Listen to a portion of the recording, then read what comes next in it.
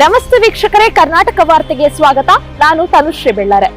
ಕರ್ನಾಟಕ ರಾಜ್ಯ ಸರ್ಕಾರ ಮತ್ತೊಂದು ಮೈಲುಗಲ್ಲಿಗೆ ಸಾಕ್ಷಿಯಾಗಿದೆ. ಇಡೀ ದಕ್ಷಿಣ ಭಾರತದ ಪ್ರಪ್ರಥಮ ಹವಾನಿಯಂತ್ರಿತ ಪಾಲಿಕೆ ಬಜಾರ್ ಅನ್ನ ಬೆಂಗಳೂರಿನ ವಿಜಯನಗರದ ಬಸ್ ಮತ್ತು ಮೆಟ್ರೋ ನಿಲ್ದಾಣಗಳ ಬಳಿ ನಿರ್ಮಿಸಲಾಗಿದೆ. ಇದರಿಂದ ಬೀದಿ ಬದಿ ವ್ಯಾಪಾರಿಗಳಿಗೆ ಹಾಗೂ ಗ್ರಾಹಕರಿಗೆ ತುಂಬಾ ಅನುಕೂಲವಾಗಲಿದೆ.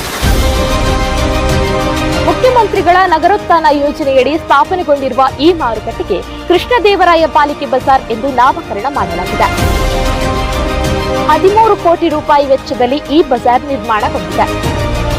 ಈ ಮಾರುಕಟ್ಟೆಯು 136 ಮೀಟರ್ ಉದ್ದ ಮತ್ತು 11 ಮೀಟರ್ ಅಗಲವಿದೆ. 79ಕ್ಕೂ ಹೆಚ್ಚು ಮಳಿಗೆಗಳು ಈ ಬಜಾರ್ನಲ್ಲಿದೆ. ಹೊರಾಂಗಣದಲ್ಲಿ 5, ಒಳಾಂಗಣದಲ್ಲಿ 26 ಎಸಿ ಯೂನಿಟ್ಗಳಿವೆ.